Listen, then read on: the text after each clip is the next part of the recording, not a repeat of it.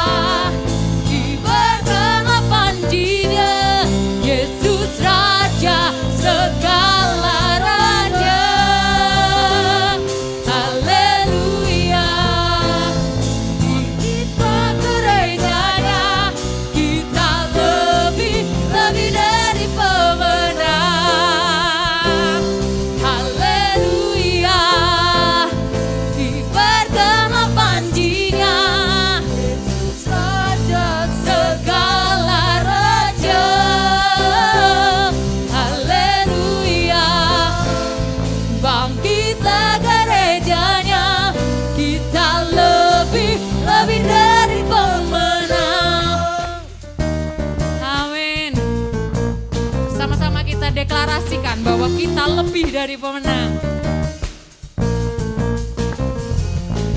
Kita lebih dari pemenang. Kita lebih dari pemenang. Kita lebih dari pemenang. Kita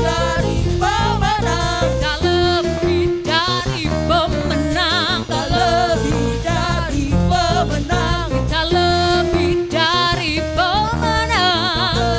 Kita lebih dari pemenang.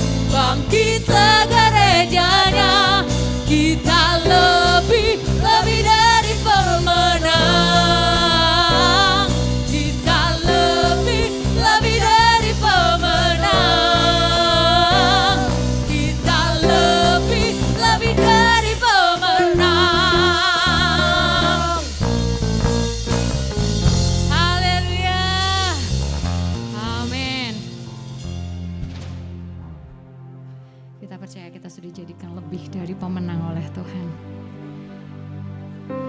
Bukan karena kekuatan kita jadi lebih dari pemenang, tetapi karena kekuatan Tuhan. Amin.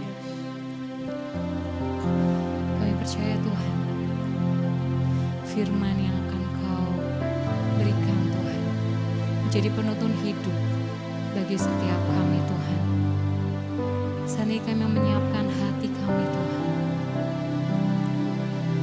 Kami percaya Tuhan, hanya dengan sayap-Mu Tuhan kami bisa mengatasi ya Tuhan setiap badai kehidupan dalam kehidupan kami. Firman-Mu berkata Kau besertaku, maka kuat roh dan jiwaku.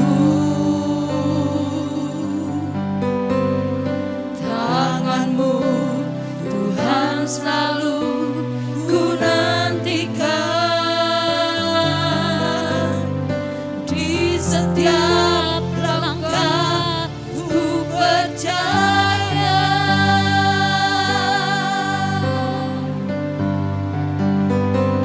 Dengan sayap-Mu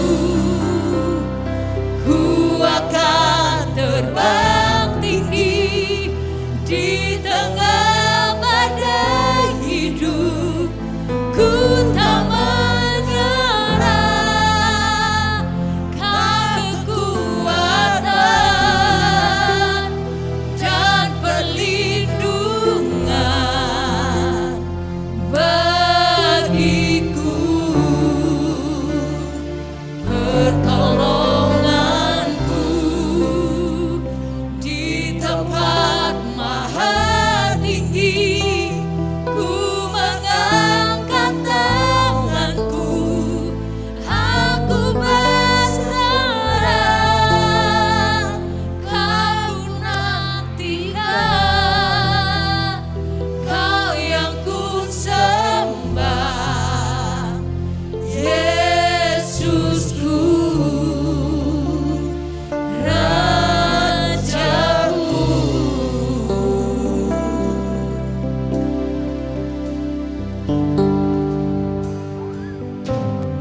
Firman-Mu berkata Kau besertaku, maka kuat roh dan jiwaku. Tangan-Mu Tuhan selalu ku nantikan, di setiap langkah ku percaya.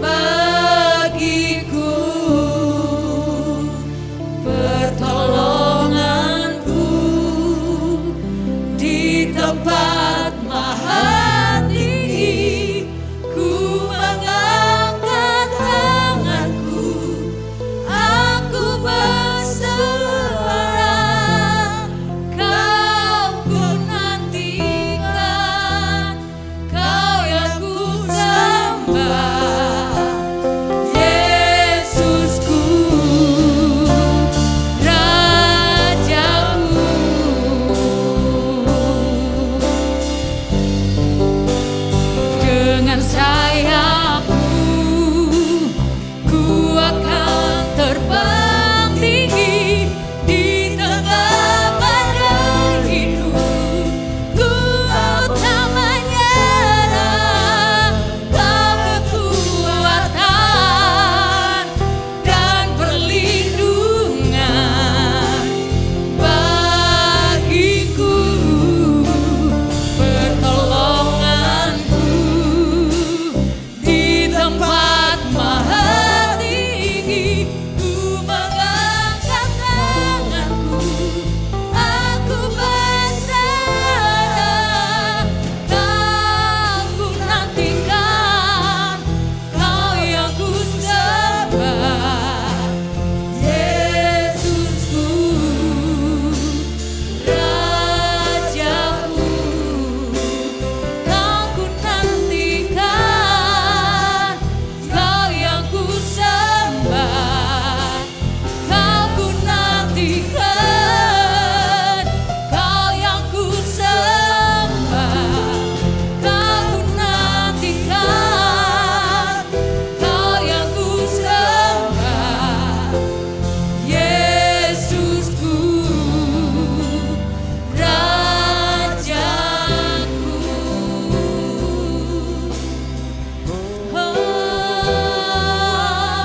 Engkau Yesus, Rajaku.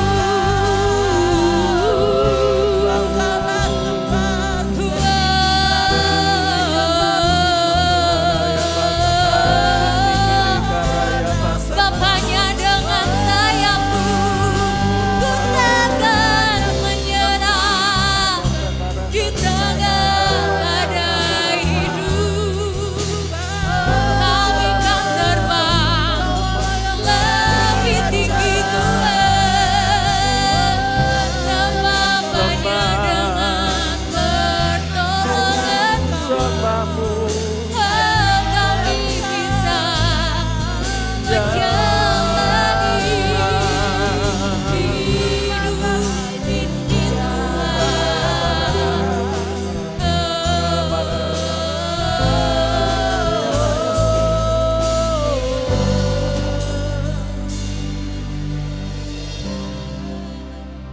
Dengan sayapku ku akan terbang tinggi di tengah badai hidup. Ku tak menyerah. Kau kekuatan Ya Tuhan, dan perlindungan bagiku, pertolonganku di tempat maha tinggi. Ku mengangkat tanganku, aku berserah. Kau ku nantikan, Kau yang ku sembah. Yesusku, Rajaku. Ya Tuhan, ini kami ya Tuhan. Terima kasih untuk pertolongan-Mu ya Tuhan. Terima kasih Tuhan, terima kasih. Terima kasih ya Bapa. Kaulah Bapa dan Raja kami ya Tuhan. Terima kasih Tuhan, terima kasih. Kalau sebentar Kau izinkan kami untuk menggali lebih dalam lagi, supaya kami lebih lagi menjadi seturut kehendak dan tujuan-Mu saja ya Tuhan. Berikanlah hati kami ini yang mau terus dibentuk Tuhan, yang mau merendah, yang mau terbuka kepada semua masukan daripada-Mu Tuhan. Ajari kami seperti seturut kehendak-Mu saja. Roh Kudus, berikanlah kami roh wahyu, hikmat dan pengertian, Sehingga apa yang kami dapatkan beberapa minggu ini dibentuk dan diproses Tuhan, membuat kami lebih dewasa lagi Tuhan, membuat kami lebih menyukakan hati-Mu lah. Terima kasih Tuhan, terima kasih. Biarlah hari ini kami yang ibadah online, kami mengawalinya dengan sungguh-sungguh hati kepada-Mu. Selesai ibadah ini, semuanya terjadi seperti kehendak Tuhan. Amin. Demi nama Tuhan Yesus Kristus, tidak ada satupun yang terlewatkan. Kaulah segala galanya dalam hidup kami, Engkau Allah dan Raja dalam hidup kami. Dan kita semua yang percaya kita berkata, amin. Shalom Bapak Ibu semua yang dikasihi Tuhan. Izinkan saya melanjutkan dari sharing tentang self-producing, memproduksi sendiri, menghasilkan dari apa yang ada pada kita. Saudara, kalau minggu lalu kita sudah belajar tentang cara berpikir tentang perubahan, kalau Anda masih ingat tuh mengajarkan kepada kita untuk selalu terus bersikap proaktif, yang setuju katakan amin. Tatkala kita harus terus menghadapi yang namanya kehidupan ini, saran saya teruslah bersikap proaktif bersama dengan Tuhan. Siapa bagi Anda yang sudah mengerjakan PR yang minggu lalu saya berikan kepada Anda? Ada? PR yang mana Pak? Carilah pemimpin yang sesuai, yang digerakkan Roh Kudus. Pelajari para pemikir-pemikir hebat, Anda bisa lihat di Google atau Yahoo. Para pemikir-pemikir hebat, pemimpin-pemimpin yang digerakkan Roh Kudus yang Tuhan gerakkan dalam hati saudara dan saya. Sudahkah Anda mempertimbangkan karakteristik itu yang dimiliki oleh para pemikir-pemikir hebat tersebut yang Tuhan arahkan untuk Anda dan saya pelajari, saudara? Bebas Anda mau milih yang mana, tapi saran saya kerjakanlah PR Anda dengan dibekali kemampuan berpikir kritis, karena kita manusia ini dibekali kemampuan berpikir secara kritis. Dan kita punya kemampuan memecahkan masalah, berpikir kreatif, dan kita punya kemampuan berinovasi, berkomunikasi, dan berkolaborasi. Seperti yang kita bahas minggu lalu, kita berharap bahwa kita tuh menemukan inspirasi dari para pencapai hebat yang kita kerjakan PR-nya, saudara. Belajar bersama Roh Kudus, ambil yang baik dari para pemimpin tersebut dan jauhkan yang buruk. Karena namanya manusia tidak ada yang sempurna. Ambil yang baik dan jauhkan yang buruk, saudara. So, how are you feeling today? Saya harap Anda tetap gembira sampai hari ini. Yang setuju katakan amin. Saudara, daripada Anda menjadi pengamat terhadap kehidupan orang lain, Anda tidak akan bertumbuh kalau hanya mengamati dan tidak pernah belajar. Lebih baik Anda menjadi penikmat kehidupan kita sendiri. Anda belajar seperti yang Tuhan arahkan dalam kehidupan Anda dan saya, saudara. Anda baca sendiri di Mazmur 34 ayat 13 sampai 15. Hidup ini itu penuh dengan pilihan. Maka tentukanlah pilihan sesuai keyakinan hati kita kepada Tuhan. Karena tidak semua pilihan saudara dan saya itu cukup dilakukan dengan logika, enggak bisa, saudara. Itulah kenapa Anda baca sendiri nanti di rumah, Yosua 24 ayat 15. Tentang apa yang Anda dan saya alami saat ini, saya kok mentok ya Pak ya, saya sudah berusaha setengah mati, tapi mentok, enggak ada solusi. Kalau Anda mau terus ikuti bersama dengan GBI Lamtera bersama Tuhan, suatu hari nanti pasti akan ada fase di mana saudara dan saya kan berkata, oh alah, oh jadi ini toh yang selama ini Tuhan tuh rencanakan dalam hidup saudara, dalam hidup saya, makanya bersabarlah. Ulangan 8 ayat yang ketiga. Saudara, bagi orang yang hidup di dalam roh dan mau dibentuk, kebenaran itu adalah obat penyembuh jiwa yang rusak. Kebenaran itu membawa damai sejahtera. Kenapa bisa begitu? Karena kebenaran itu membawa solusi, saudara.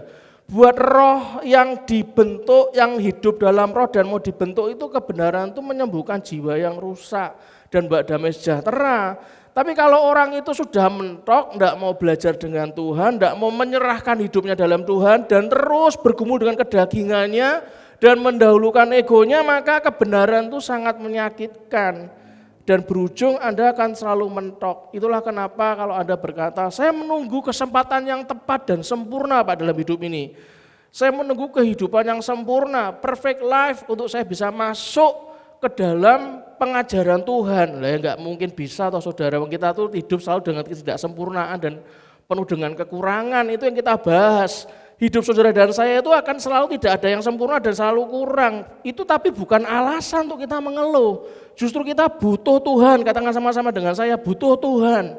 Kita itu justru butuh Tuhan untuk kita tuh menjadikan diri kita itu menghasilkan dari apa yang sudah diberikan pada kita itu jadi jembatan untuk mencapai kelebihan-kelebihan kita, saudara. Itulah kenapa hari ini saya harus mengingatkan lagi kesekian kalinya. Hargai setiap momen, hargai setiap orang dalam hidup kita. Karena kita tuh nggak pernah tahu kapan itu akan jadi terakhir kali kita mengalami momen tersebut. Dan kapan kita menjadi terakhir kali melihat orang itu. Di Kisah Para Rasul 16 ayat 14 sampai 15. Saya sedikit cerita ke Anda, minggu lalu hari Jumat, Pak Petrus Hernowo itu mengunjungi pernikahan kakaknya di Jakarta. Kakaknya ini sudah sakit, saudara, dan ini pernikahan anaknya, nikah. Beliau tuh ngomong gini, hidupku tuh kelihatannya enggak lama karena udah sakit. Mau enggak kumpul untuk datang ke acara nikahnya anak saya. Jumat tuh Pak Petrus ke Jakarta, acara pernikahannya Sabtu.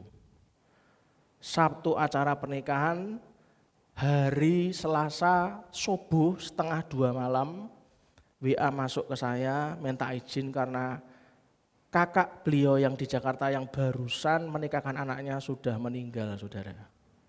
Saudara, saya beritahu, kemarin seharian Pak Petrus menghadiri acara pemakamannya.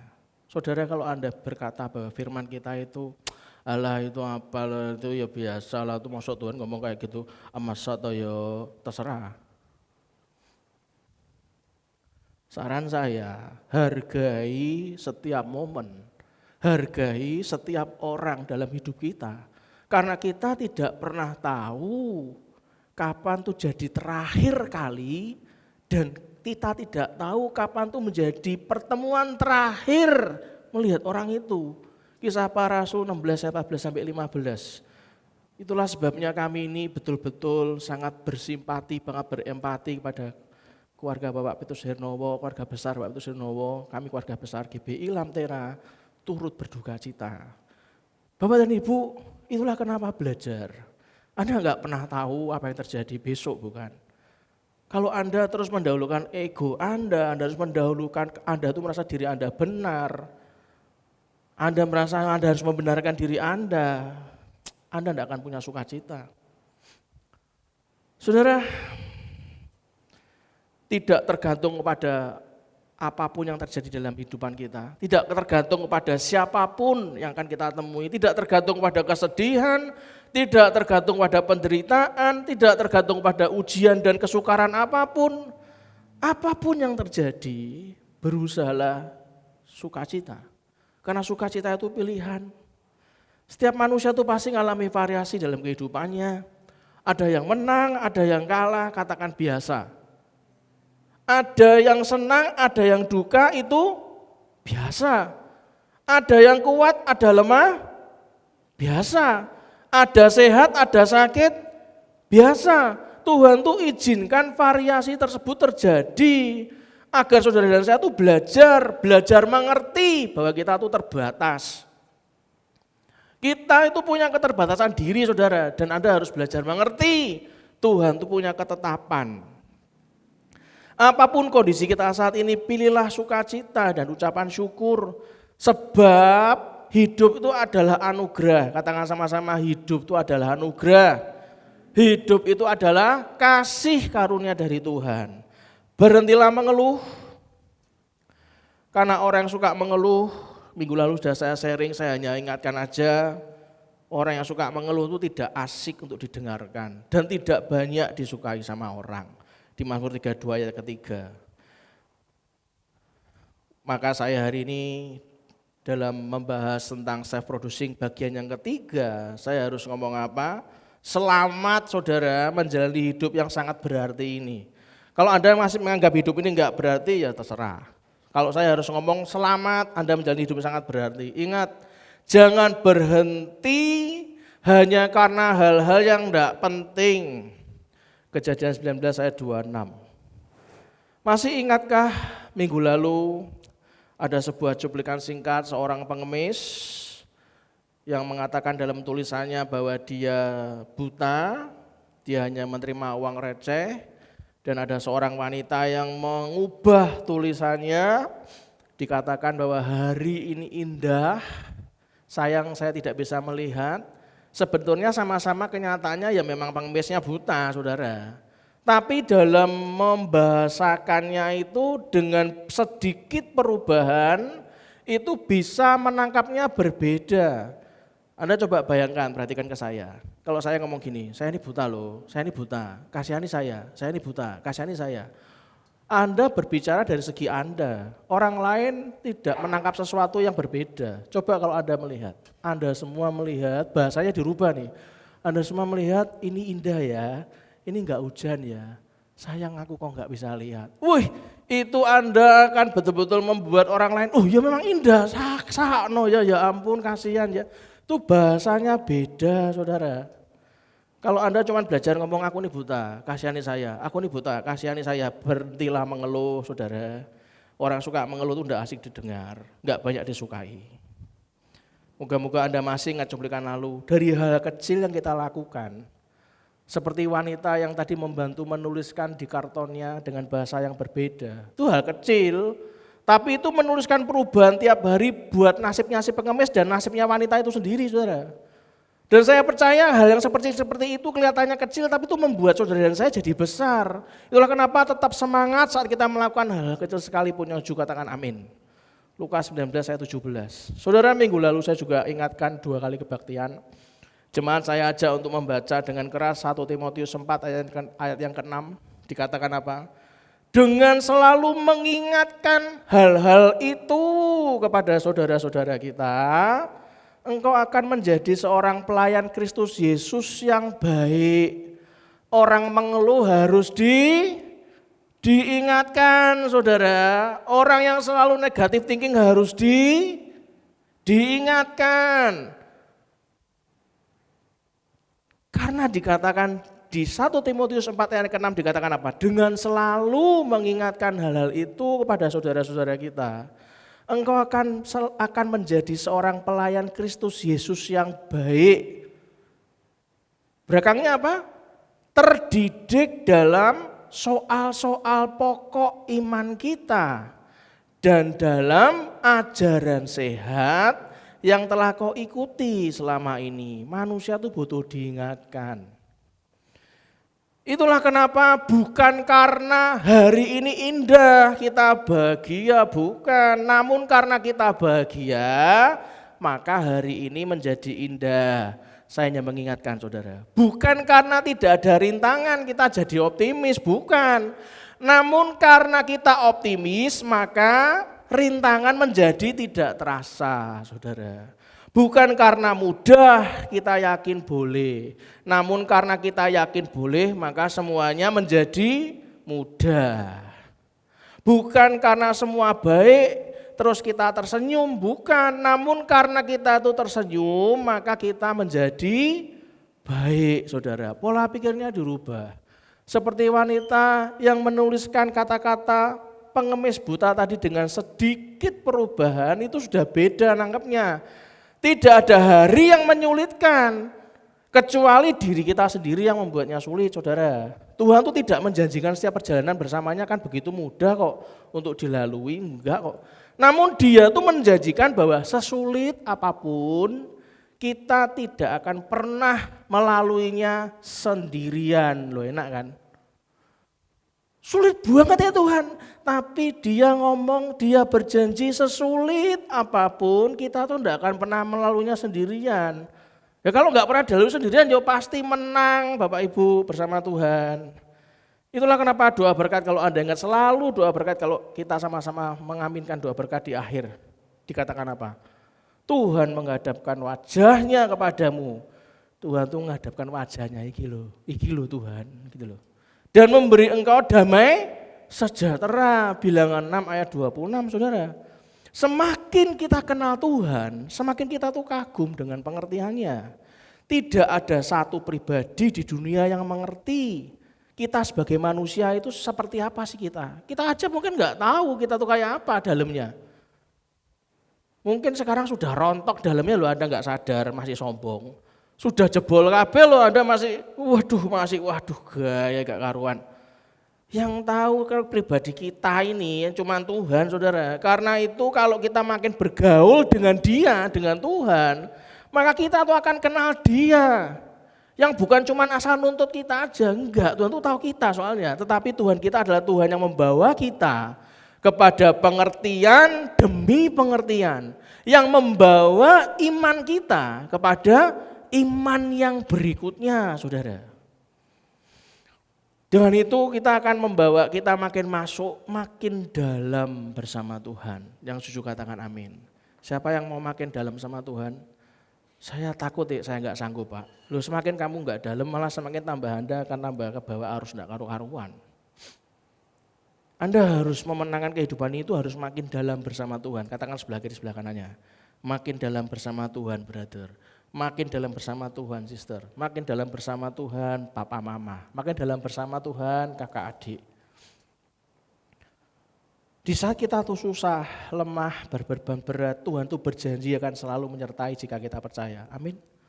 Di saat kita susah, lemah, berbeban berat, Tuhan tuh berjanji akan selalu menyertai kita jika kita tuh berharap dan berserah kepadanya. Dan Tuhan yang punya surga itu akan memberikan kelegaan kepada Anda dan saya. Maka Matius 11 ayat 28 dikatakan apa? Marilah kepadaku semua yang letih lesu dan berbeban berat. Aku akan memberi kelegaan kepadamu. Saudara, itu sebabnya andalkan Tuhan dalam setiap pergumulan Anda dan saya. Maka Dia akan mengulurkan tangannya. Jangan biarkan hati kita tuh menjadi rapuh, lapuk ketika dihadapkan pada situasi yang berat, menekan dan melelahkan. Jadikan semua itu sebuah sarana untuk berlatih. Walaupun berat, Pak. Walaupun berat, tertekan, Pak. Walaupun tertekan, aku lelah banget, Pak. Apalagi lelah, anggaplah itu latihan. Agar hati, iman, dan jiwa kita itu semakin teguh di dalam Tuhan. Sebab kita telah menentukan hidup kita tuh hanya untuk Tuhan saja. Dan ingat loh saudara, Dia tuh telah menentukan hidup orang-orang pilihannya sebelum terlahir ke dunia. Anda tuh sudah ditentukan sebelum Anda lahir ke dunia. Maka Anda harus jangan main-main dengan Tuhan. Hari ini saya ingin sharing. Berpikir mengenai perubahan supaya Anda bisa menghasilkan dari apa yang ada pada diri Anda dan saya, self-producing. Saya ajarkan Anda, kita sharing tentang cara berpikir yang realistis, saudara. Mari kita buka di kitab Lukas pasal 14, ayat yang ke-28.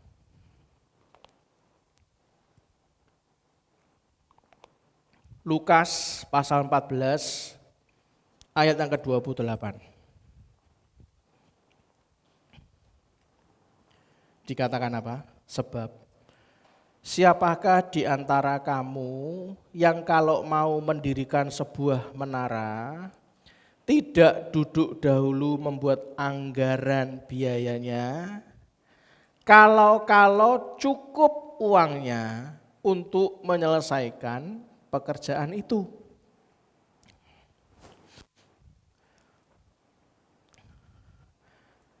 Kalau Anda ingin melakukan sesuatu di ayat ini, kita itu diharuskan untuk membuat anggaran biayanya. Artinya kita diajar untuk berpikir realistis. Apakah kita punya sumber daya, dalam hal ini bukan cuma uang tapi semuanya untuk bisa mengerjakan pekerjaan itu, saudara. Saya mau cerita ke Anda. Di beberapa tahun yang lalu, waktu gembala senior kita semua, Pastor Dr. Joni Iskandar, cerita dengan segala macam yang terjadi di GBI Lantera, kami melihat jumlah anak di Cahaya Negeri itu banyak, saudara. Bahkan itu salah satu hal yang kita lihat cukup menolong pemasukan. Sehingga dari saldo yang ada itu bisa untuk membangun saudara. Kita meetingkan bersama Pak Gembala Senior dan waktu itu diputuskan untuk dibangun. Karena kita rencana sambil memperbanyak jumlah ruang kelas, ditambah juga kita akan mengurus izin sekolah dasar. Saat pekerjaan dilakukan, si jalan ternyata izin sekolah dasar tidak bisa dikeluarkan, saudara. Sampai sempat saya tuh berpikir mau membeli sekolahan lain. Waktu itu saya pikir ini gimana, padahal sudah jalan pembangunannya. Singkat cerita itu sempat macet sampai 2 tahun, saudara. Sampai ayah saya, almarhum pendeta Dr. Joni Iskandar itu meninggal dunia. GBI Lantera itu punya hutang sama kontraktornya juga pendeta di GBI Lantera, Pak Agung Indra. Anda tahu saat awal-awal pandemi COVID tahun 2020, gereja itu punya hutang 100 juta lebih. Tapi saya beritahu, kalau Anda diberikan kepercayaan untuk menjadi penerusnya, hati itu paling penting. Saya menemui Pak Agung Indra dan saya ngomong, saya akan cicil tiap bulan 10 juta dan lunas. Saudara, di saat pandemi itulah iman saya itu pertama kali mengalami jet coaster. Kenapa? Karena semuanya kan dibuka, wong saya yang mau gantikan. Semua kan dibuka. Yang tadinya enggak tahu terlalu dalam, jadinya kan tahu semua, saudara. Itu iman saya tuh sempat turun kayak jet coaster loh, gitu. Tapi perhatikan baik-baik. Ayat ini itu mengajarkan kita. Dikatakan apa? Sebab siapakah di antara kamu yang kalau mau mendirikan sebuah menara, tidak duduk dahulu membuat anggaran biayanya. Kalau cukup uangnya untuk menyelesaikan pekerjaan itu. Artinya apa? Saya diarahkan untuk berpikir. Bagaimana berpikir idealisnya saya supaya iman saya tidak di bawah, naik lagi ke atas. Dan saya harus berpikir bagaimana berpikir realistisnya saya. Disinilah kita akan sharing apa sih cara berpikir idealis dan realis. Dan singkat cerita yang tadi kita punya hutang dengan Pak Agung Indra itu lunas. Pada saat COVID tidak ada ibadah. Saya beri contoh ke Anda nih, bagaimana cara berpikir orang idealis. Dia akan ngomong gini, saya bisa membuat semua orang bahagia. Nah, itu saya banget gitu kan. Itu idealisnya kayak gitu. Apalagi idealisnya, orang-orang ini ya menyukai perubahan. Kalau nggak ada perubahan, GBI Lantera itu tidak akan lagi ada jemaatnya, hilang. Maka idealisnya orang-orang tuh suka perubahan. Ada lagi yang ngomong apa? Cukup bagi pemimpin saja untuk merawat orang-orang. Idealisnya kan begitu. Kepemimpinan yang baik itu membuat keputusan yang sulit tidak perlu dibuat. Makanya baik itu kalau keputusan yang sulit itu tidak usah dibuat. Semua itu berjalan mengalir apa adanya, kisera-sera. Dengan iman semua jemaat bertumbuh dengan sendirinya. Enggak perlu dirawat oleh pemimpinnya. Semuanya sejalan menuju tanah Kanaan. Itu idealis saya, saudara. Benar seperti itu yang terjadi? Mari kita lihat bagaimana cara berpikir realistis.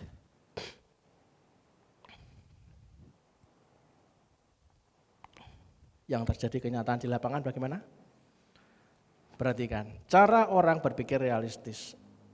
Akan selalu ada konflik. Oh no, ternyata ada konflik banyak. Orang-orang gak suka perubahan, bukan cuma nggak suka, menolak perubahan, protes untuk nggak demo. Orang-orang tuh harus dikembangkan untuk menjadi efektif, karena ternyata mengalir kisera-sera ki ora ono sing efektif, malah pemborosan, malah ora melaku-melaku, kakean pengurus, ora melaku-melaku, repot dewe-dewe, apalagi pandemi. Alasannya banyak gitu kan, enggak efektif plus. Ternyata realistisnya keputusan yang sulit itu ternyata harus selalu dibuat. Coba benar seperti itu? Ya memang Anda harus ngerti antara idealis dan realistis itu berbeda, saudara. Dan hari ini saya ingin membantu Anda menambah diri Anda dan saya itu lebih dewasa. Anda harus kenali nilai dari cara berpikir yang mana yang benar Pak, yang realistis, bukan yang idealis, saudara. Bagaimana sih Pak cara nilai dari cara berpikir yang realistis? Perhatikan baik-baik. Yang pertama, cara berpikir yang realistis itu, perhatikan, meminimalisir konsekuensi negatif dari semua keputusan. Kalau Anda mampu berpikir realistis, justru Anda akan mampu meminimalkan negatif, meminimalkan kerugian, meminimalkan konsekuensi yang tidak baik dari sebuah keputusan yang Anda ambil. Yang kedua, cara berpikir yang realistis menyediakan dasar.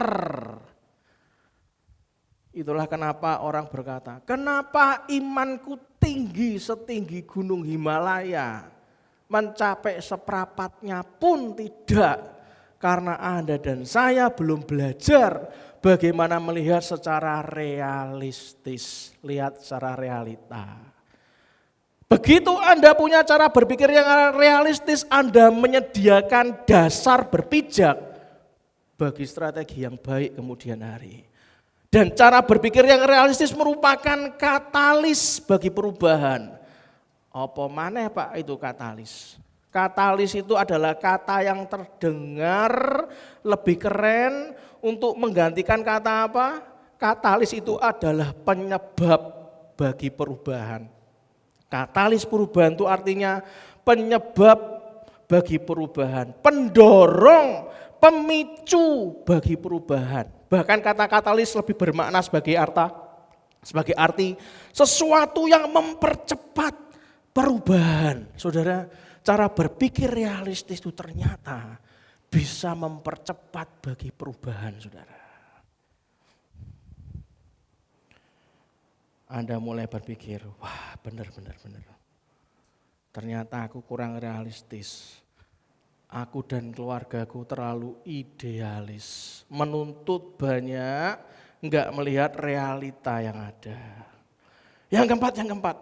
Cara berpikir itu yang realistis itu menyediakan apa saudara? Rasa aman. Kalau Anda bendino deg-degan, berarti mungkin Anda terlalu idealis.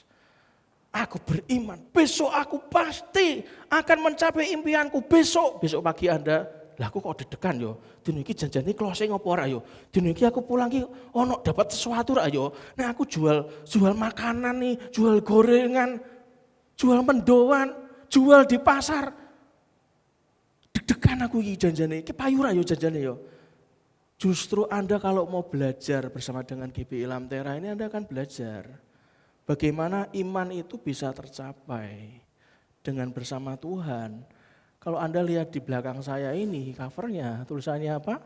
Faith, iman, hope, pengharapan dan miracle. Bersama GBI Lamtera. Kalau Anda mau berpikir realistis, justru kami akan mengajarkan kepada Anda bagaimana berpikir realistis sehingga Anda dan saya tuh enggak deg-degan tiap hari. Justru mengalami yang namanya rasa aman. Katakan sama-sama dengan saya, rasa aman.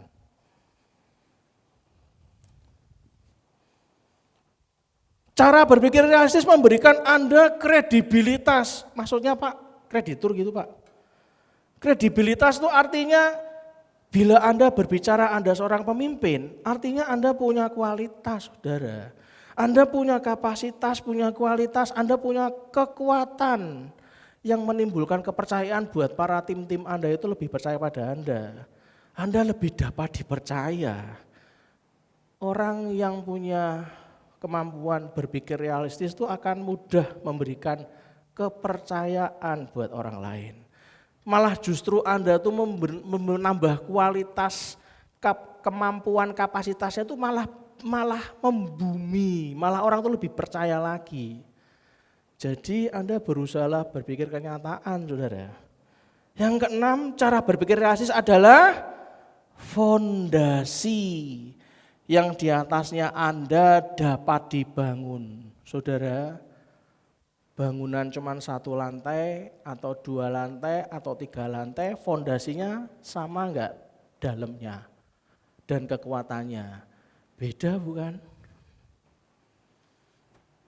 Bayangkan kalau gereja ini mau dibangun 7 lantai, fondasinya enggak dicek apakah kebal tsunami, kebal gempa sampai 10 skala Richter misalnya, fondasinya beda. Itulah kenapa hari ini kita belajar 5 strategi yang dapat kita terapkan untuk meningkatkan cara berpikir realistis kita. Mau? 5 strategi yang dapat Anda terapkan bersama Tuhan untuk kita tuh mau dibentuk untuk meningkatkan cara berpikir realistis Anda dan saya. Yang pertama, orang yang mau berpikir realistis, yang pertama, pasti dia mau mengembangkan apresiasi terhadap kebenaran. Apa Pak apresiasi? Apresiasi itu berasal secara etimologisnya berasal dari bahasa Latin, appreciatio, yang artinya itu penghargaan. Dalam bahasa Inggris itu appreciate, artinya menyadari, sadar, paham, menghargai dan menilai kebenarannya itu seperti apa. Itulah kenapa kalau Anda mau bertumbuh bersama Tuhan, Anda harus sadar kebenarannya. Itulah kenapa saya tidak terlalu pusing, pandemi ini mau sampai Desember ya enggak apa-apa. Anda mau ibadah sampai tahun 2022 baru ibadah, iya enggak apa-apa. Saya realistis kok saudara. Anda mau ibadah 16 tahun lagi, seperti saya dipanggil papa saya untuk melayani Tuhan jadi pendeta, saya enggak mau sampai 16 tahun, ya enggak apa-apa. Kenapa? Karena saya sekarang sudah sangat mengembangkan dan saya sangat mengapresiasi sekali, menghargai terhadap kebenaran dan kenyataan yang ada, saudara. Tapi puji Tuhan, selama hampir 2 tahun ini GBI Lamtera bukan tambah jungslep. GBI Lamtera itu tambah bertumbuh bersama Tuhan, yang juga katakan amin. Hargai saudara kebenaran yang ada. Lah Bapak enggak telepon saya sih. Lah gimana telepon? Lah wong saya sungkan kok. Lah kalau enggak hadir ibadah mana saya telepon ya sungkan toh ya. Kan orang itu kan ya ketakutannya dengan COVID ini kan ya beda-beda. Loh kalau saya, lu mau COVID, enggak COVID khotbah, lu kan pendeta gitu kan. Aduh, makanya saudara, Anda harus berada dengan kebenaran tuh harus benar-benar berdamai. Ini loh kenyataannya kayak gini. Kembangkan apresiasi, hargai teman Anda, hargai keluarga Anda yang mau bersama-sama Anda di badai COVID ini, mau sama-sama terus fight. Yang kedua, 5 strategi yang dapat Anda terapkan untuk meningkatkan cara berpikir realistis Anda. Yang kedua, kerjakan PR Anda, kerjakan tugas rumah Anda, saudara. Saudara, saya tuh bangga sama keluarga kami di tim sekretariat itu ya. Brother David itu saya dengar 5:30 masih di depan laptop. Tugasnya wakai, bosah kita bareng. Fotonya jam 3. Karena dulu kan ngikuti jam kerjanya GBI Gajah Mada. Jam 9 sampai jam 3. Fotonya jam 3. Kenyataan setengah 6, jam 5 masih standby, saudara. Kenapa? Tugas rumahnya banyak. Busa kita, tanya busa kita. Di WA jam berapa sama istri saya. Tanya Pastor Tika. Subuh-subuh jam 4 tak WA. Bapak ngasih PR? Ya enggak, kan mesti kan ada yang namanya pelayanan kan yang mesti ada sesuatu yang dibicarakan. Pak, ada yang meninggal. Waduh gitu kan. Berarti nanti harus ada tugas ya bagi yang nanti kesana kesini ya, ada Bu Indara, ada Pak Andrian. Loh hari ini loh Bapak Ibu, ini miracle. Biasanya hari Rabu, waduh nyari yang tugas tuh, waduh sulitnya, kuliah lah, ikilah, waduh. Sekarang ini saya tuh, waduh begitu datang Om Erik sudah jeng, wih sayang ini, Om Erik gile bener. Ada yang namanya hanya Pak Andrian siapa? Bro Yerim lagi ngedang, saya disuruh gitu drama jebol kabeh, balung rontok Bapak Ibu. Mana ada, mari ngedram terus khotbah, matek saya. Itu yang namanya tuh mengerjakan tugas rumah kita. Ini rumah Anda, ini rumah Tuhan, ini rumah kita, dikerjakan. Kepala saya pusing Pak, ya jangan datang. Perut saya mules, ya jangan. Lah tapi kalau 1,5 tahun ketemu timnya mules terus. Lah terus bagaimana jadinya kerja ini kan gak mungkin. Bu Indara tuh loh Anda perhatikan. Saya pernah cerita tuh, kemari tuh naik sepeda listrik saudara. Tak bilangin tuh loh, meningkatkan cara berpikir realistis. Ini loh kenyataannya. Pak Petrus Hirnowo, Brother Rifki yang syuting. Bro Rifki ini beragama Islam Bapak Ibu. Tapi mengerjakan tugas rumah kita. Lebih baik di sini, itu katanya. Rumah kita sendiri. Bro Rifki enggak pernah hitungan, padahal agamanya Islam. Hebat kan? Bagi saya hormat selalu. Itu loh Bapak Ibu, 5 strategi yang dapat Anda terapkan untuk meningkatkan cara berpikir. Yang ketiga apa? Renungkanlah. Lah iki. Banyak orang toh enggak mau merenungkan, direnungkan sisi positif dan sisi negatif, saudara. Yang keempat, bayangkan skenario yang paling terburuk itu apa? Bapak pernah ngalami skenario terburuk? Pernah. Pas ibadah online terburuknya apa? Ibadah online terburuknya enggak bisa semua, yang ngedram enggak bisa, yang main musik gak bisa. Akhirnya suaminya busa kita yang main gitar, luar biasa kan. Itu skenario terburuk itu loh sudah disiapkan. Sampai terburuk lagi, aku sih megang drum. Mbuh kopi. Itu skenario terburuk kalau perlu istri saya. Enggak tahu nanti main keyboard apa-apa, ora jelas.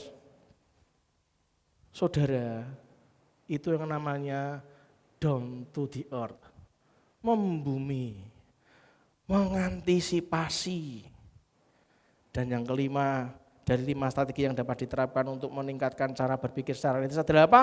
Sejajarkan pemikiran Anda dengan sumber daya Anda. Sumber daya Anda itu yang mana saja, disejajarkan. Termasuk keuangan Pak, termasuk keuangan saudara. Ada studi kasus Alkitab Pak? Oh harus. Mari kita buka di 2 Korintus 7 ayat 2 sampai 16.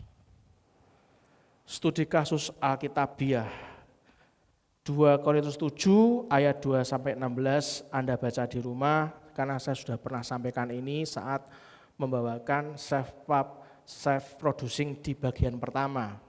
Judulnya Sukacita Sesudah Dukacita. Saya enggak bacakan semua, saya hanya bacakan beberapa. Kita studi kasus bukan tentang Paulusnya, karena saya sudah pernah sharing tentang Paulusnya, tapi saya studi kasus tentang Titusnya, saudara. Dikatakan begini, 2 Korintus 7 ayat 2 sampai 16, Semoga Anda masih ingat, berilah tempat bagi kami di dalam hati kamu. Kami tidak pernah berbuat salah terhadap seorang pun. Tidak seorang pun yang kami rugikan. Jangan pernah merugikan orang lain, saudara. Katakan kiri kanannya, jangan merugikan orang lain. Jangan merugikan orang lain. Dan tidak dari seorang pun kami cari untung. Ini bukan wahana mencari untung. Aku berkata demikian bukan untuk menjatuhkan hukuman atas kamu. Sebab tadi telah kukatakan bahwa kamu telah beroleh tempat di dalam hati kami. Sehingga kita dikatakan apa? Sehidup semati. Ayat ini bukan seperti dunia bicara. Sehidup semati artinya yang ngomong selalu hidup. Yang diajak ngomong bisa mati. Kalau ini enggak. Korintus ini betul-betul diajak sehidup semati. Senang-senang bareng, susah-susah bareng. Aku sangat berterus terang terhadap kamu, tetapi aku juga sangat memegahkan kamu dalam segala penderitaan kami. Aku sangat terhibur dan sukacitaku melimpah-limpah. Bahkan ketika kami tiba di Makedonia, kami tidak beroleh ketenangan bagi tubuh kami.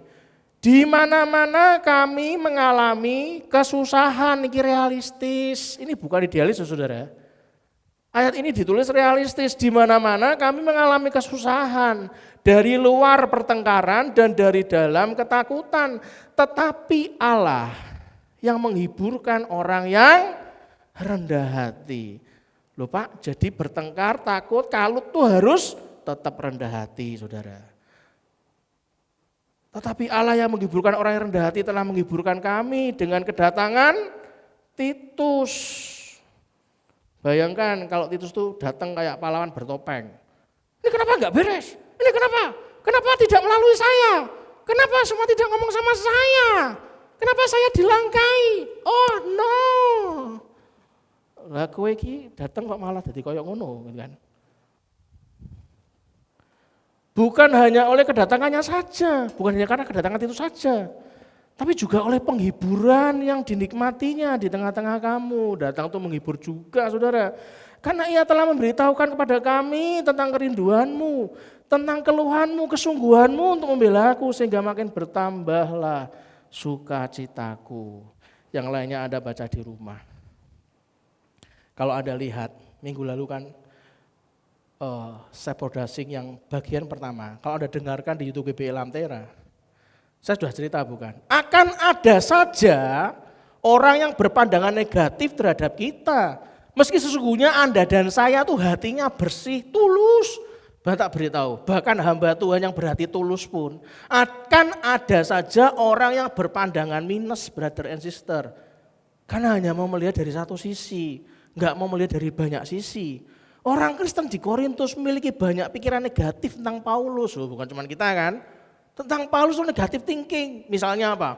Paulusku tidak dipakai Allah, ya enggak punya otoritas, enggak punya kuasa Paulus itu. Yang seperti rasul-rasul yang lain, loh Paulus sudah digitukan saudara. Masih ingat kan? Anda lihatlah YouTube channel GBI Lamtera. Tapi hari ini kita mau belajar beberapa karakteristik yang seorang pemikir yang realistis yang terlihat pada diri Titus. Kita melihat Titus. Siapakah Titus? Perhatikan saya. Titus itu punya andil cukup besar dalam memelihara persatuan dan keutuhan dari sidang-sidang jemaat yang telah berdiri pada zaman gereja mula-mula, saudara. Itu Titus, punya andil besar. Titus itu sebagai seorang rekan sekerja Rasul Paulus. Rekan sekerja itu kerja bareng, berdiri sama tinggi, duduk sama rendah. Orang ana bos, tidak ada bos, tidak ada bawahan. Rekan sekerja, ia berupaya sungguh-sungguh membantu orang lain melakukan segala sesuatu menurut cara Kristiani. Itu Titus. Titus benar-benar seorang rekan sekerja yang dapat diandalkan oleh Rasul Paulus. Anda bisa diandalkan oleh Yesus sebagai muridnya. Anda bisa diandalkan oleh Yesus Kristus sebagai teman sekerjanya. Atau kita terlalu sibuk dengan mikirin kehidupan kita sendiri gitu. Benar-benar Titus itu benar-benar seorang rekan sekerja yang dapat diandalkan oleh Rasul Paulus dalam hal membantu menjaga kebersihan sidang Kristen pada abad pertama. Oleh karena itu Paulus mengatakan kepada orang-orang Kristen di Korintus, bahwa Titus adalah rekan sekerja demi mereka yang ada di Korintus. Saudara, Titus itu bukan saja organisator yang baik, melainkan ia juga dapat dipercaya untuk mengemban tugas-tugas yang rumit dalam situasi yang paling genting, paling pelik, paling enggak karuan pun bisa diandalkan. Titus itu berani, mateng dan teguh. Pastilah Paulus itu menganggap Titus itu benar-benar cakap menghadapi tantangan yang tidak henti-hentinya dari zaman rasul-rasul yang sangat hebat dari Korintus. Kesan tentang Titus ini dipertegas ketika ia kembali disebut dalam Alkitab dalam penugasan berat yang lain. Anda baca tentang Titus. Beberapa karakteristik dari seorang pemikir yang realistis yang terlihat pada diri Titus itu apa? Yang pertama, mereka mengantisipasi kesulitan. Apakah Anda sudah seperti Titus? Bisa mengantisipasi kesulitan, bukan hanya menyalahkan orang lain. Sudahkah Anda bercermin dan berkaca, Anda justru membantu memecahkan menjadi solusi, bukan tambah ruwet. Yang kedua, beberapa karakteristik dari seorang pemikir yang realistis yang namanya Titus. Mereka menemukan masalah yang sebenarnya. Dari bundetnya masalah itu diudari satu-satu.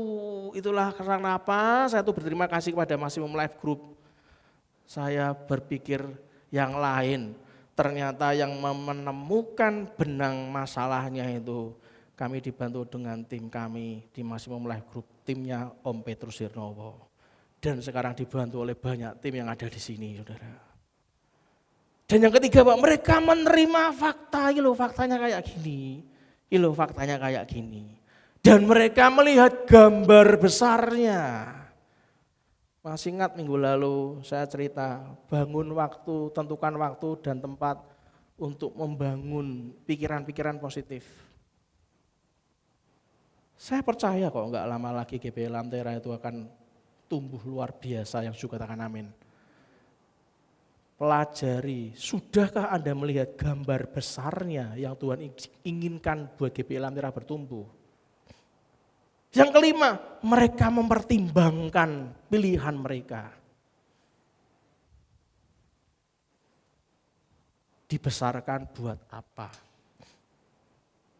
Rumah kita dibangun 2000 meter.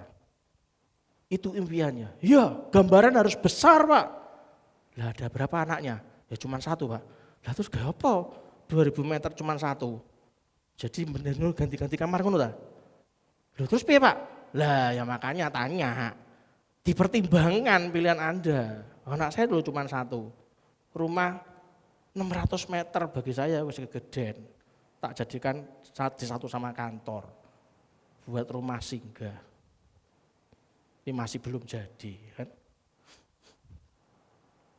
Dipertimbangkan lagi GBI Lamtera bangun untuk 7 lantai. Lah kayak apa? Buat apa? Sudahkah mempertimbangkan pilihan kita? Lah itu loh saudara. Dan yang keenam apa saudara? Mereka mengembangkan realita saudara. Itu baru Titus. Yang kedua, studi kasus yang terakhir yang kedua tentang Simson. Nanti di rumah Anda baca Hakim-Hakim pasal 13 sampai pasal 16. Tak kasih gambaran, judul perikopnya saja, baca sendiri. Hakim-Hakim pasal 13 itu tentang lahirnya Simson. Pasal 14 tentang perkawinan Simson dan teka-tekinya. Pasal 15 tentang Simson melawan orang Filistin. Dan pasal 16 tentang Simson di Gaza. Saudara perhatikan saya. Simson itu dipanggil sebagai seorang hakim bagi Israel. Di abad ke-21, di abad sekarang, kita tahu bahwa hakim itu adalah seorang ahli hukum. Tapi hakim pada zaman Simson beda saudara. Hakim yang dimaksud di zaman Simson itu dalam kitab Hakim-Hakim adalah hakim sebagai pejuang. Atau sebagai pemimpin peperangan, seorang petarung, seorang penyelamat dari ancaman musuh. Jadi bukan ahli hukum. Kata hakim di sini lebih dekat ke dunia militer dibandingkan ahli hukum. Para hakim di sini tidak dipilih oleh manusia, namun ditetapkan oleh Allah.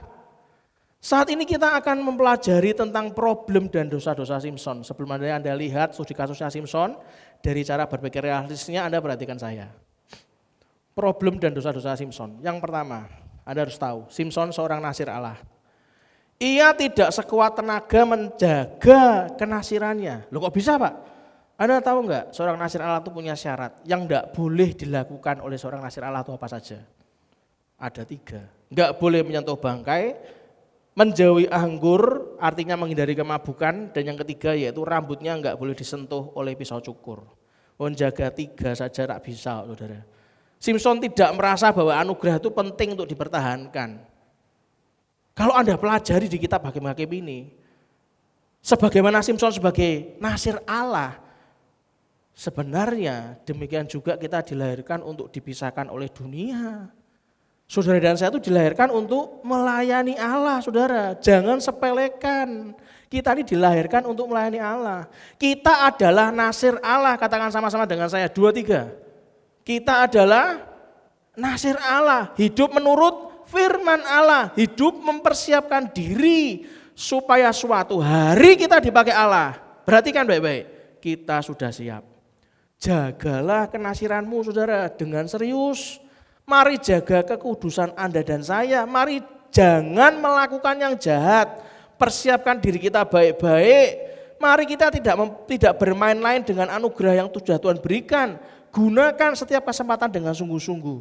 Yang kedua, Simson tidak menjalankan panggilannya secara aktif.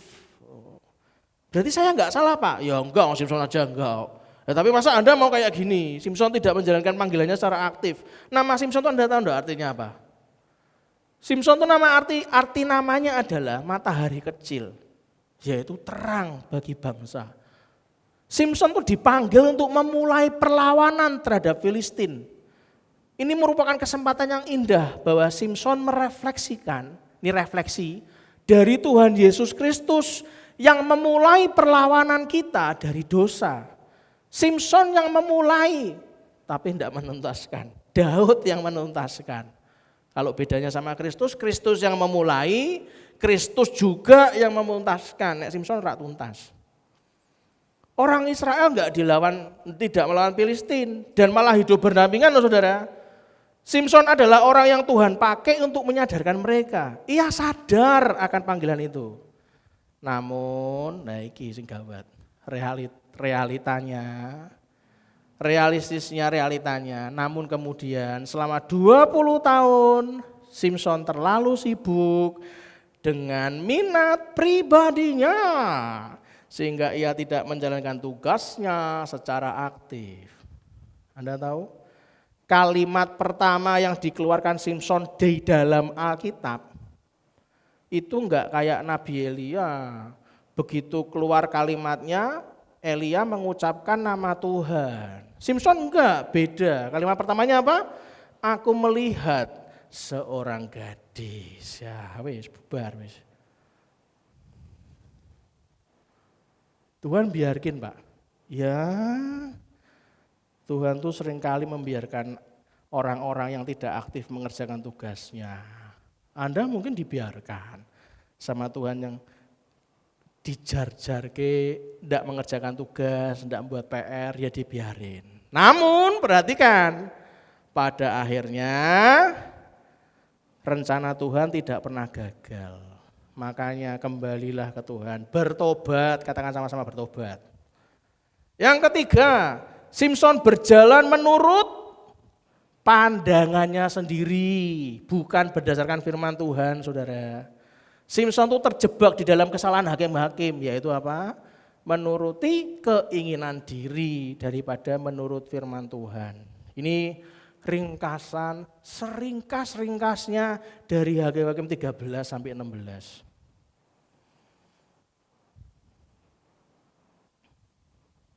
Dan yang keempat, Simson diikat oleh dosa. Hebat kan? Di Alkitab itu kita melihat ada tokoh-tokoh yang hidupnya lurus tanpa dosa seperti Daniel dan Yusuf. Namun coba lihat seorang seperti Yakub dan Yehuda. Bukan berarti saat saudara dan saya sedang bergumul dengan dosa, engkau tidak dipakai oleh Tuhan. Bisa tetap dipakai, bisa. Bukan berarti engkau saat ini sedang kesusahan, jatuh bangun, engkau sedang dibuang oleh Tuhan. Enggak, pasti tidak, tentu tidak. Anda lihat kepada Simson, Tuhan pakai orang seperti Simson kok. Dikatakan bahwa Simson, dikatakan apa? Adalah pahlawan iman, loh hebat kan? Kalau engkau membiarkan dirimu itu terpikat oleh dosa, engkau akan sulit melayani Tuhan. Karena kesaksian hidup Anda dan saya tidak menunjang. Dan nurani Anda dan saya tidak menunjang. Tapi Tuhan itu begitu baik sama Simson. Meskipun Simson berkubang selama 20 tahun, kungkum di kubangan dosa. Selama itu Simson berpikir bahwa dosa itu tidak dosa. Loh hebat kan? Orang yang parah, dia itu selalu berpikir dosa itu tidak dosa, saudara. Tuhan tuh menyertai loh, kayak gitu aja disertai loh. Mungkin Anda tuh sudah melayani Bapak Ibu. Anda juga mungkin hari ini berpikir bahwa engkau sudah melayani dengan baik dan tidak ada masalah dengan pelayanan Anda. Ingat, pekerjaan dan pelayanan itu sama katanya. Di pekerjaan gak ada masalah, di pelayanan gak ada masalah. Sambil bekerja, sambil melayani, mohon maaf, sambil berkubang di dalam dosa. Lalu kemudian kita berpikir apa? Itu tidak apa-apa gitu kan. Karena semua itu bisa dibayar dengan jasa baik saya. Wah, wis parah. Mana ada saudara, dosa itu tidak bisa dibayar dengan jasa pelayanan kita. Tidak bisa. Alkitab itu mengatakan keselamatan itu semata-mata adalah anugerah. Kalau Tuhan masih terus menyertai pelayanan kita, bukan berarti Tuhan setuju pada tindakan kita. Itu adalah semata-mata kasih karunia. Itulah kenapa ada 3 hal Simson itu diikat oleh dosa. Yang pertama, blinding, membutakan. Dosa itu membutakan. Simson itu dibutakan oleh dosa. Yang kedua, binding. Dosa itu mengikat, sudah membuat kita tidak bisa lihat, buta, mengikat. Dosa itu mengikat kita. Dan yang ketiga, grinding, menggerinda. Menggerinda itu menghaluskan atau memotong benda kerja, motong kayu, besi dan lain-lain digerinda. Setiap hari itu menggerinda kegiatan yang enggak ada artinya gitu loh. Orang yang berdosa itu mendino kerja memang, kerja. Menggerinda dia, melakukan sesuatu, motong benda kerja ya toh seakan-akan kerja tapi tidak ada maknanya blas. Ada apa maksud saya? Kok saya merasa gitu ya Pak? Ikut SPY, bertobat, terima Yesus. Saudara, Simson adalah contoh yang sempurna tentang orang yang menolak untuk menjadi pemikir yang realistis. Pertimbangkan karakter Simson berikut ini. Apa karakter Simson? Ia menolak untuk mendengarkan apa saudara? Nasihat yang bijak. Dikasih nasihat bijak, ditolak. Yang kedua apa? Ia menolak untuk belajar dari kesalahannya, enggak direnungkan. Ia bersikap apa? Bersikap reaktif, bukan proaktif. Bukannya menuju kebaikan, malah tersinggungan. Reaktif, seperti terusik gitu kan. Ia bersikap impulsif. Anda tahu impulsif itu apa? Impulsif itu orang-orang yang cepat banget bertindak secara tiba-tiba, tapi menurut kehendak hatinya sendiri, saudara. Makanya Anda jangan impulsif. Sudah tahu cemburuan kok bangga. Jangan impulsif gitu loh, ngomong sama sebelah kiri kanannya.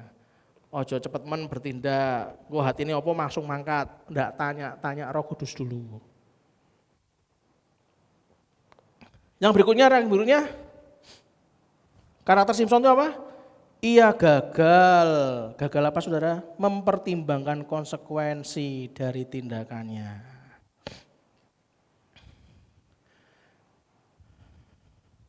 Tim profetik maju ke depan. Saya ingin Anda tuntaskan, katakan dengan kiri kanannya. Kita harus tuntas.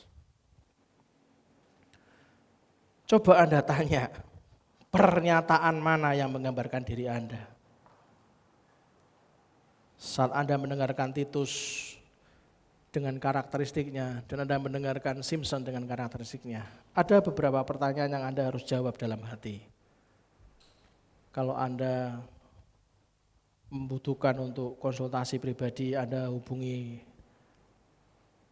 WA hotline atau Anda bisa hubungi sekretariat. Ada beberapa pertanyaan yang Anda jawab dalam hati Anda masing-masing. Yang pertama, saya tidak terbiasa berpikir secara realistis, Pak. Apakah itu Anda?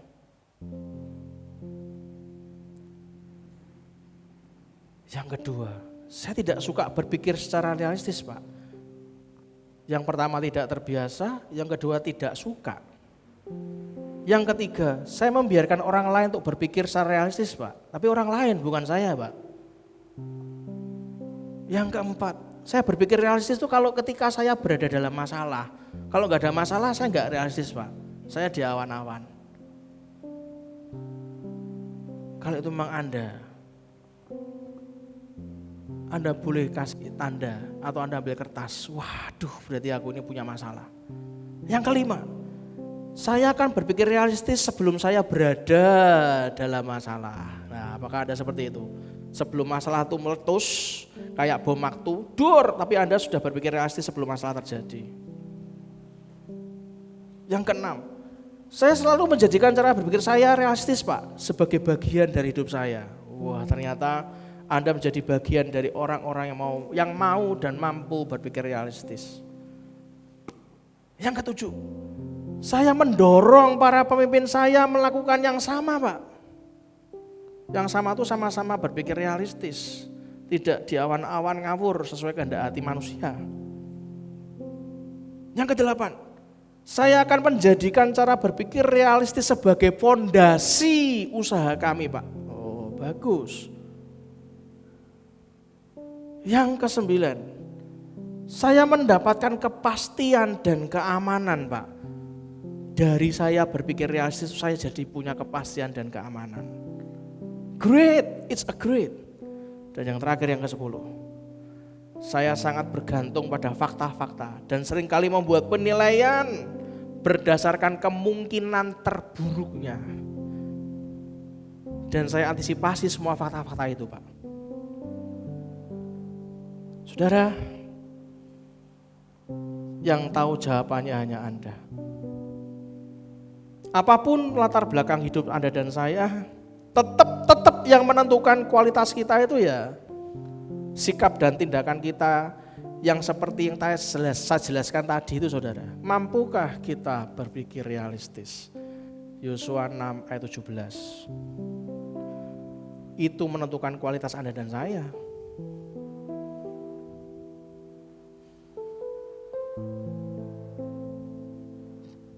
Dan saya percaya kok,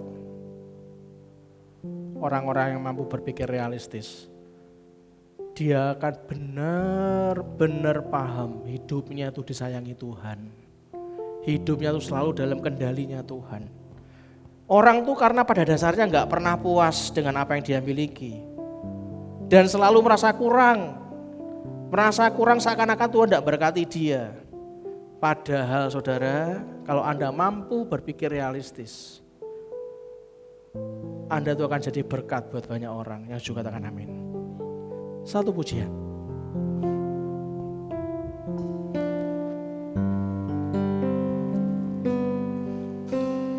Firman-Mu berkata Kau besertaku,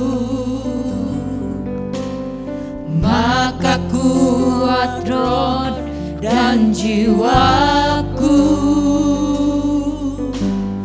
Tangan-Mu Tuhan selalu ku nantikan, di setiap langkah ku percaya. Dengan sayap-Mu ku akan terbang tinggi di tengah badai hidup. Ku tak menyerah,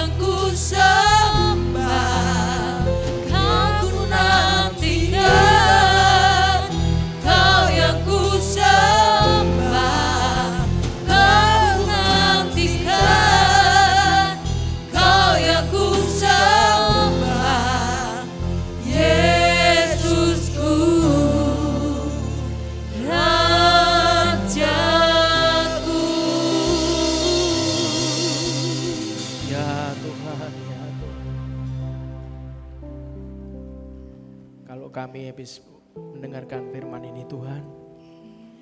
Terima kasih kalau Kau tegur kami. Terima kasih Kau masih mau membentuk kami Tuhan. Kadang kami lupa diri. Terkadang kami menganggap diri kami sudah sungguh sangat berjasa buat Engkau Tuhan. Tapi hari ini kami sadar masih banyak, masih jauh dari apa yang Kau harapkan. Tuhan, secara pribadi saya sendiri juga kadang-kadang merenung. Nilai saya itu tidak masuk kualifikasi, masih jauh dari pengharapan. Hari ini Kau juga bentuk hamba-Mu ini Tuhan, untuk jadi orang yang bisa punya value, punya dampak, punya nilai buat orang lain. Kami tahu Kau kasih GBI Lamtera. Kami tahu Kau sayangi GBI Lamtera. Kau buat kami ini dewasa Tuhan.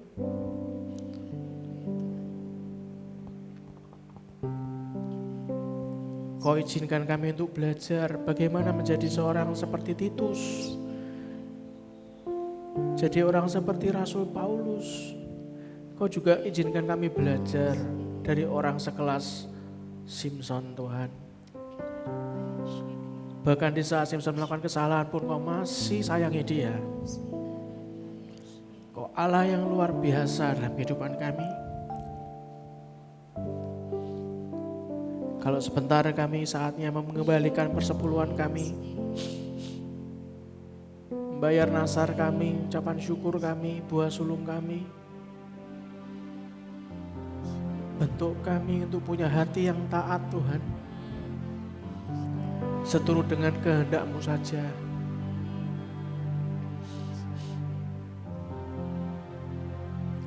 Seperti peristiwa memberi makan 5.000 orang. Ada anak-anak yang menyerahkan kepada Yesus 5 roti dan 2 ikan, dan hanya itu yang dia punya. Diberikan kepada Yesus Kristus, dipecahkannya, diucapkan syukur dan dipecahkannya, diberi makan 5.000 orang, laki-laki sampai kenyang dan sisa 12 bakul. Ini kami Tuhan, kami mau taat. Dan kami percaya apa yang kami tabur pasti kami tuai. Amin. Dan mari kita pulang dengan mengaminkan doa berkat ini. Angkat kedua tangan kita dan aminkan doa berkat ini. Tuhan memberkati engkau dan melindungi engkau. Amin. Tuhan menyinari wajahnya Tuhan menyinari engkau dengan wajahnya dan memberi engkau kasih karunia. Amin. Tuhan menghadapkan wajahnya kepadamu dan memberi engkau damai sejahtera. Amin. Diberkatilah seluruh isi hidup pernikahanmu. Amin. Diberkatilah semua keturunanmu. Amin. Diberkatilah masa studimu. Amin. Diberkatilah pekerjaan dan pelayananmu. Amin. Diberkatilah masa pensiunmu. Amin. Semua dalam kuat kendali dan kuat kuasa Tuhan. Kemanapun saudara dan saya keluar dan masuk, pergi dan pulang, mendapat perlindungan dari Allah yang maha tinggi. Amin. Panjang umur, kesehatan, keselamatan, kelimpahan, kemakmuran, semuanya diizinkan Tuhan terjadi. Itu karena kasih karunia Tuhan semata. Amin. Biarlah berkat dari Allah Bapa, Putra dan Roh Kudus. Kami sungguh-sungguh berdoa di dalam nama Tuhan Yesus Kristus. Biarlah apa yang Kau izinkan hari ini Kau sharingkan Tuhan, menumbuhkan kami, mendewasakan kami menjadi orang-orang yang berpikir realistis di dalam Tuhan. Yes. Terima kasih Bapak, dan kita semua yang percaya dan mau dibentuk dan dikembangkan Tuhan kita katakan. Amin. Dengan tepuk tangan paling meriah buat Tuhan kita. Salam sayang saya buat keluarga dari rumah. God bless you all. Haleluya. Kita percaya saat kita sudah mendengarkan firman dan itu mengubah kehidupan kita, kita akan menjadi lebih dari pemenang. Haleluya. Amin.